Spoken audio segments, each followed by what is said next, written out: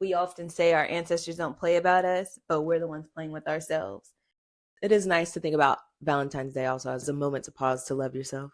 Right. And I think thinking about it like self-love is a standard and not just like a trend. So it's not something that just happens in February where we're highlighting it, but like how are you showing up for yourself every day, all the time, and not treating it like it's a checklist, but something that actively feels fulfilling. I'm like, I'm a big checklist girly, so we don't have to dissect that a little bit, declassify that, if you will. I don't know. Would we schedule our time to go out to eat? No. I don't think so. This is Sistas Declassified, the podcast where Taylor and Taryn, your virtual sisters, share experiences, insights, and of course the juicy secrets that never leave the sister circle. So shh, listen up. The declassified convos are starting now. Welcome back to Sistas Declassified. We're real life sisters who decided to start a podcast instead of letting our love go to waste. Before we get started, don't forget to subscribe for your weekly dose of declassified moments. All right, let's get into our declassified moment for today. No filter, no fluff. Your ancestors didn't fight for you to play small. Act like you know who you are and love yourself out loud. Now, this was our declassified moment for today because for two reasons. I saw one of them days recently and I still need to see that. I really liked that movie. I appreciate like all the cultural aspects, but also there was a lot of symbolism. And if you know Sistas' character, she was a spiritual girly, so she had all these candles and stuff, and she had kept saying her ancestors didn't play about her. And when all the candles were lit, she was like, "You're summoning all the ancestors." Sounds very you. Yeah. So I was like, that resonates with me, and her character kind of resonated with me because she was playing with herself the whole movie. Basically, she had a lot of skills, a lot of talent, and I don't want to spoil it, but I heard it was like Friday, but for girls, basically. But also like. Yes, I guess I'll say it was Friday vibes, like the comedic style, and also just the general storyline of the movie taking place in one day or like a couple days. Yeah, so the overall dynamic was Friday-esque, but I think I appreciated that movie because it made me think about how we often say our ancestors don't play about us, but we're the ones playing with ourselves, and we're the ones not loving ourselves enough to put ourselves out there and go after our dreams and our goals. And so that's why I picked that declassified moment for today, because I'm like, I feel like in my life, I've been trying to practice more self-love and not just believing that my ancestors will have my back, but like, how can I have my own back? And what does loving yourself actually mean? And it's not just treating yourself, but it could be discipline. It could be showing up authentically. It could be allowing yourself to be seen. There's just all these ways that self-love kind of can show up, but also get lost. Like you think, because I wear what I want every day, right? Because his character was dressed down the way she wanted to be dressed. So you could say she's practicing self-love, right? Because she's showing up how authentically to herself. Right. But it's like, are you doing so in all areas kind of deal? And I don't know. I just thought since we're in February, right, and we're entering the Love Month. And Black History Month. Yes, and Black History Month. And we'll get there. Give us a couple more episodes. We'll get there, though. I was just like, how can we talk about love and not just in partnership, but how we love ourselves? Right. Because Valentine's Day is very commercial and very much like, what can you do for others or what can others do for you? Right. And so it is nice to think about Valentine's Day also as a moment to pause to love yourself. Right. And see where are you not showing up for yourself? Or maybe you are showing up for yourself, but you want to do it more in a different way. Yeah. And I mean, we talk about reflection a lot. So it's even just like, maybe you are, maybe you aren't. You don't know till you look. And I think thinking about it like self-love is a standard and not just like a trend. So it's not something that just happens in February where we're highlighting it, but like, how are you showing up for yourself every day, all the time? And not treating it like it's a checklist, but something that actively feels fulfilling. I'm like, I'm a big checklist girly, so we don't have to dissect that a little bit, declassify that, if you will. Well, a checklist is good, right? And you might need that at first to make sure that you are achieving your self-love standards, in all areas, right? But how do you embody self-love I think is the conversation that I would like to have today, and paying attention to like what blocks you from being able to love yourself fully, and how can you honor your ancestors through your action. All right. Yeah, so that's what I was kind of thinking about, so we can kind of dive into the conversation. I had a question to pose to kind of get us going. Okay. So I think the first thing that I was thinking about is, as an act of self-love, what are your non-negotiables for yourself? Like, what boundaries do I set? Mm-hmm. I mean, something I know about myself is that I don't function well if I don't have sleep. And so, like, something I do for myself is make sure that I get to bed on time, even if it's like inconvenient for other people. I need to 10:30. Let me start winding down because it's time to go. Yeah, that's fair. I think that's a really good non-negotiable for yourself. Is just like what rejuvenates me. Right?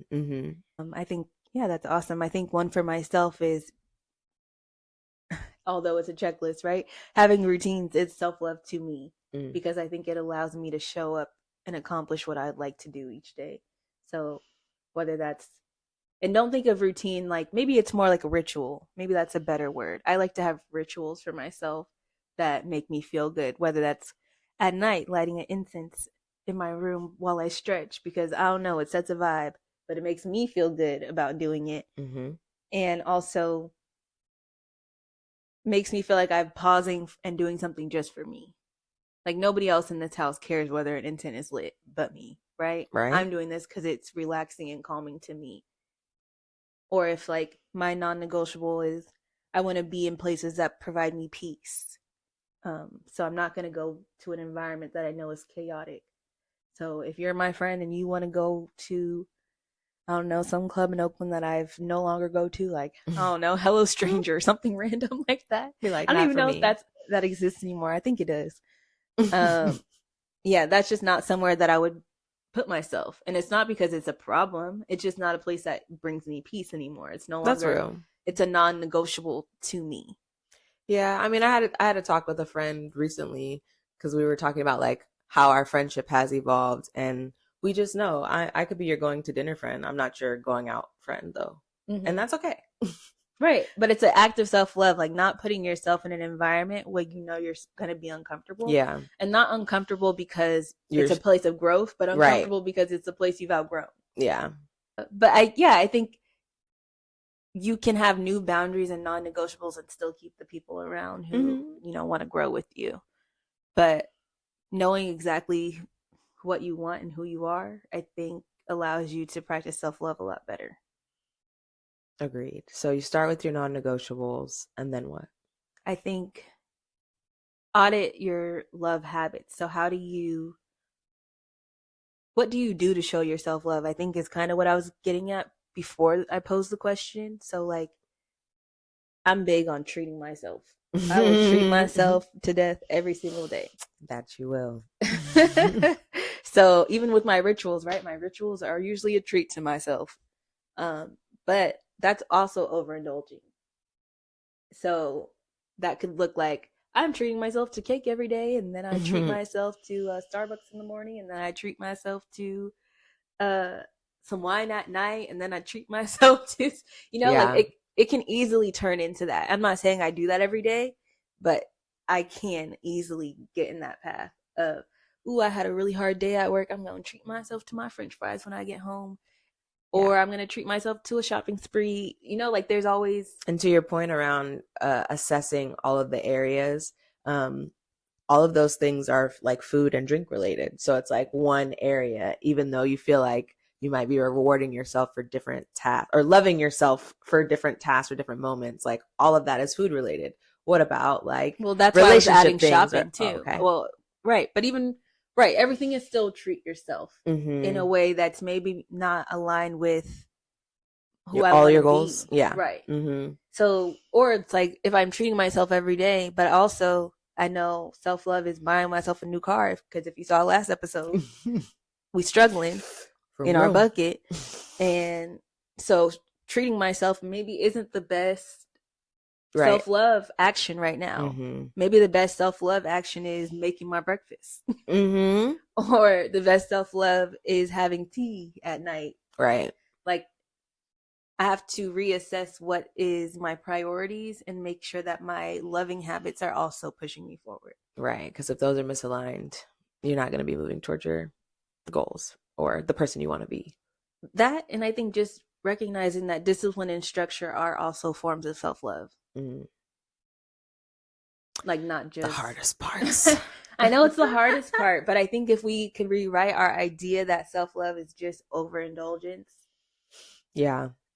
And I mean, it's become very commercial. Right. Yeah, I was gonna say it's become very like commercialized, capitalized. Like it's your bath bombs and your skincare and I mean, it can be those things if that's true to you. Like for me, that's not necessarily true. I do love a good bath, but I don't necessarily think of self-love as like putting on my lotions, you know? But for some people, buying that Korean skincare is the treat they need, and they feel so good about it. After they do it, they realize they took a moment with themselves and love themselves. But for me, sometimes it's like reading a book is what I need to do to love myself. So yeah, I think you're right. It just being mindful of the season of life you're in, because what used to work for you for self-love may not work now. Exactly. Yeah. I'm like, that's the overarching thing is Bing! that Nailed it. Right. That overindulgence of treats and stuff could have been a good, I don't think it was ever good for me, right? No, but maybe. in moderation, you know, that is always good for you. But I think knowing where you are and what your season in life is the main point that you just hit on. So yeah, I got it. Lesson learned. Smart. So I think that was the first step, the non-negotiables. Okay. But then I think the next thing is, and you can maybe even reverse this, is like, what are the blockages to my self-love? So what are the things that I'm doing that are hindering me from being able to respect myself, acknowledge who I am? What do you think? Do you have any ideas, or shall I just go with? I mean, I know what mine are personally. I think oftentimes it's like combating feeling tired versus the discipline of doing the work.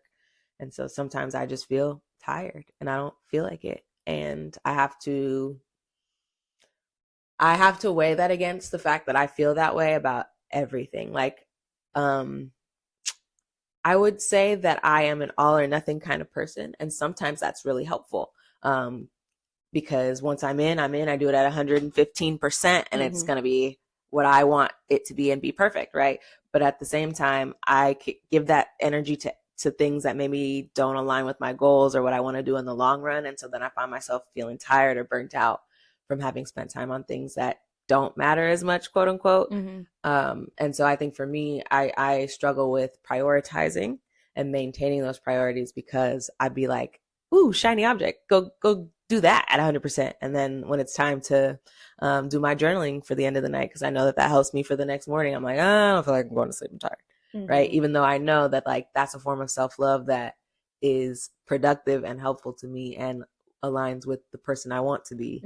But I ran around ragged doing other stuff or being mad about stuff or letting other things get to me, and now I don't even have the energy for myself. So you're using all your energy up on other things. Yeah, like it's almost like my priorities aren't always in my face. And so it can be challenging for me to decline things that also take energy, because I can be convinced that they're a good idea. Or even if they are good, like if something is good, it's hard for me to deny it, even if it's not the good I need or the good I had. It's not in the 5 things I set out to do. You're not considering it like, at what cost? If I do this thing, what does that then take away from myself? And so that's why I said it's about discipline ultimately, because I need to learn to say no to certain things, which I'm getting better at. And your non-negotiables. Yes, I'm getting better at my non-negotiables in this new season of life.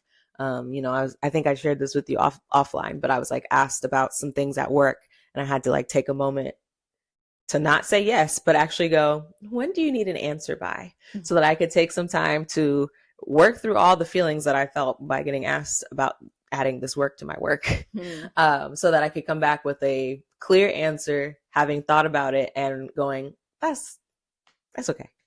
I know what my priorities are, and so I can answer this effectively now. Yeah. I think that's a good one to acknowledge, I think. And just knowing, like, if I pause, then I can audit my time, right? So the non-negotiable, audit yourself. Can I meet my love needs if I go and do that? Yes or no? And then if I can meet my love needs, cool. Yep, I'll be there. And if I can't, next time. Sorry. Hopefully. Future. Or if I can point you to someone who can help, maybe. Yes. I am good for that. It's just not me. I have an idea. I will have an idea for you. Right. I will come with the solution, but the solution won't necessarily be me and my time. And I think that thing can be true for even your relationships, your children, I think. We think we have to be everything for everybody. Yeah. And then give ourselves the last little bit. And really, it's like, what did they say? Pay yourself first. That's what Papa always said. And at church, they would say that too. Well, you got to pay God. I was like, you got to pay tithes. Pay tithes. You do have to pay your tithes, but I think in that you're still paying yourself first. Yes, right? yes. Your spiritual self. But yeah, I think it's the same thing for your self-love. Like, we can show up and we know we have to work. We know we have a partner. We know we got kids. We know all those things are going to require something of us. So why do you not think you require something of you?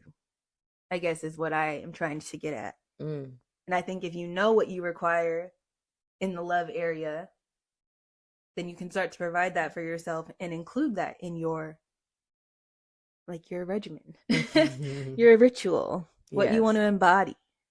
I think having those boundaries, those non-negotiables, teach other people how to love themselves too.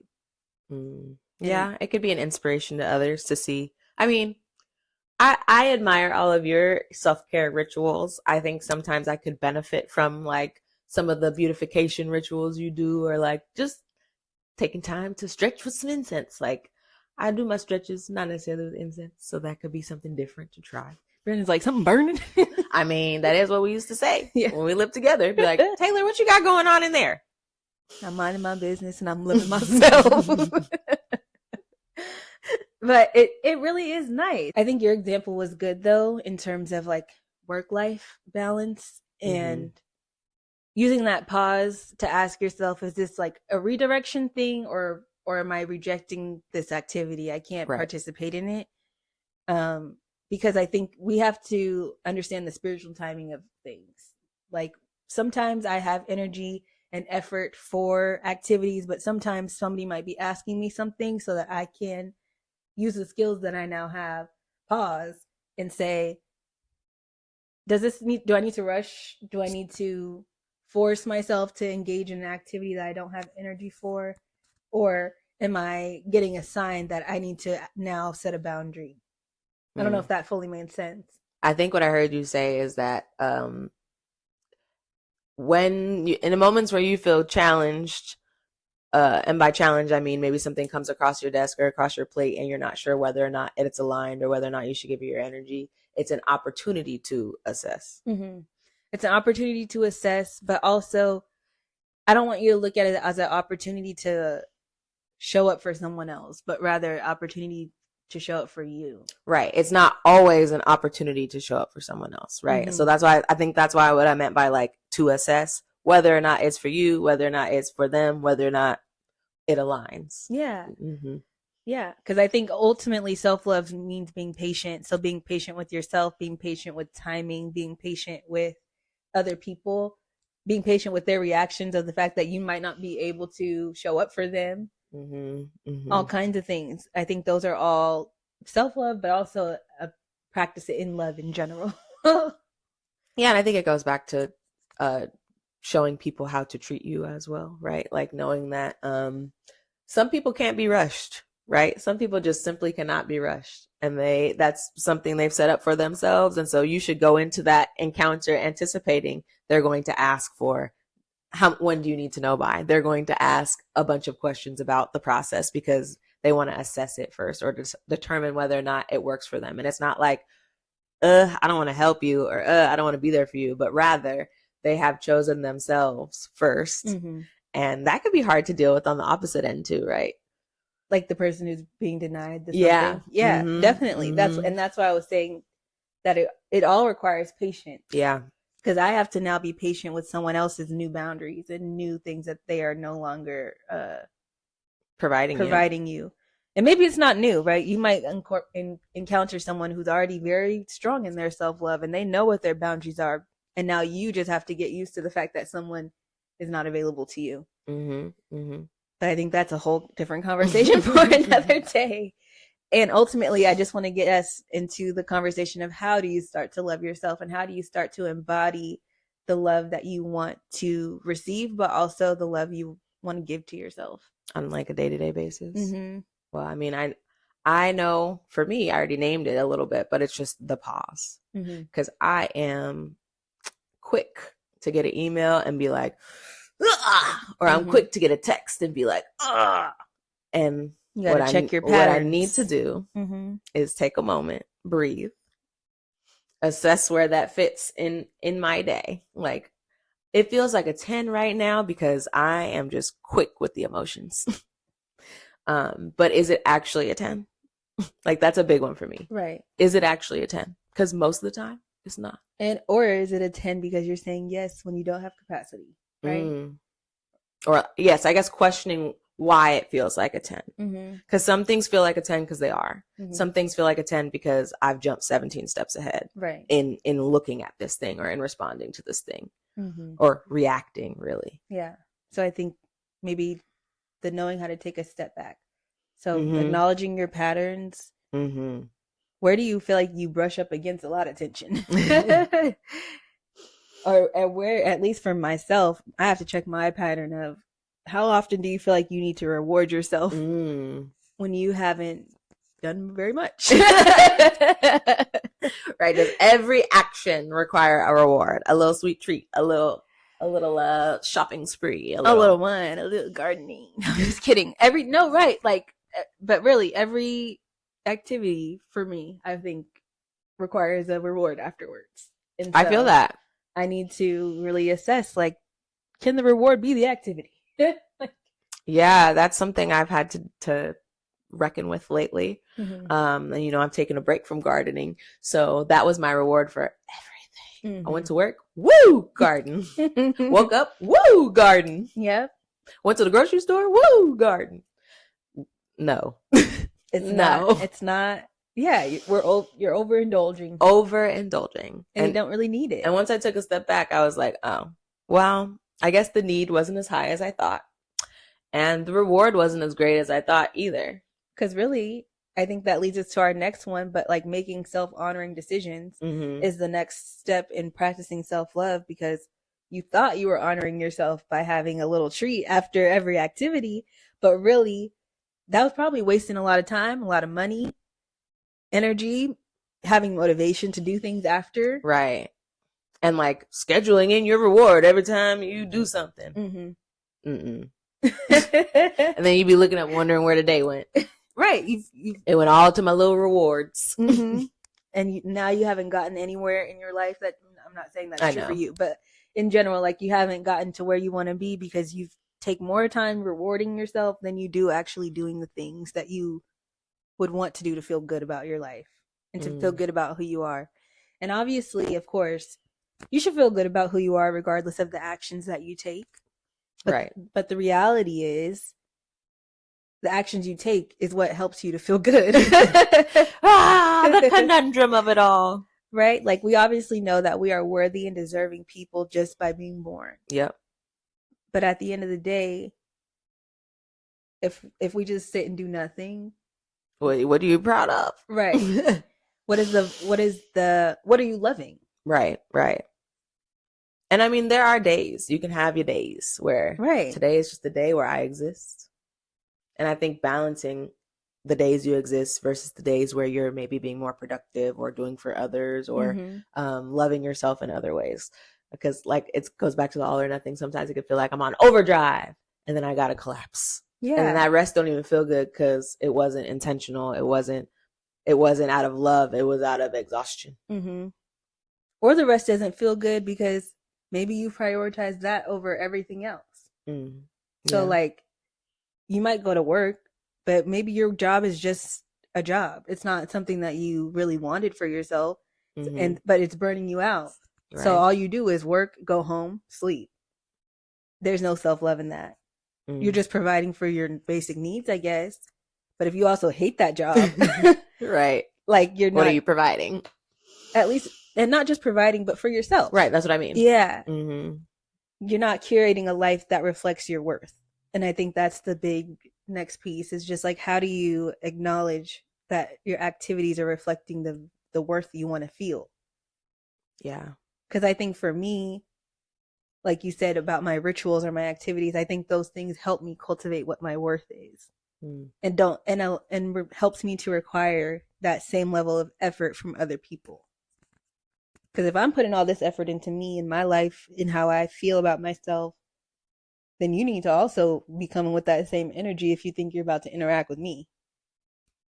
Because her ancestors don't play about her. And they don't. But I used to be playing with myself. And so I think that's why like the holistic life is very important and interesting to me, because I feel like that allows me to assess every area of my life and whether I'm showing up in a way that is loving to myself and other people. Yeah. And when I can reflect on like, do I have a community life? How am I showing up in that? And I think that's a place where I would like to show up more. In community. But I think I didn't feel the confidence to do that or put myself in those spaces because I wasn't like taking care of myself. And I wasn't. Do you feel like you have to be a certain type of example to be a community leader, or like to bring community together? No, I don't think you have to be an example, but I think for what I'm interested in terms of like holistic health, yeah, I do feel like you can inspire more people if you are practicing what you preach. Totally. Yeah. And so I think that's where it is. And that doesn't mean that I have to be perfect or that I have to practice this every day. Because obviously there's days where I don't do anything. Right. Like there's definitely days where I sit on the couch or sit in my bed and just eat snacks all day and watch TV and scroll.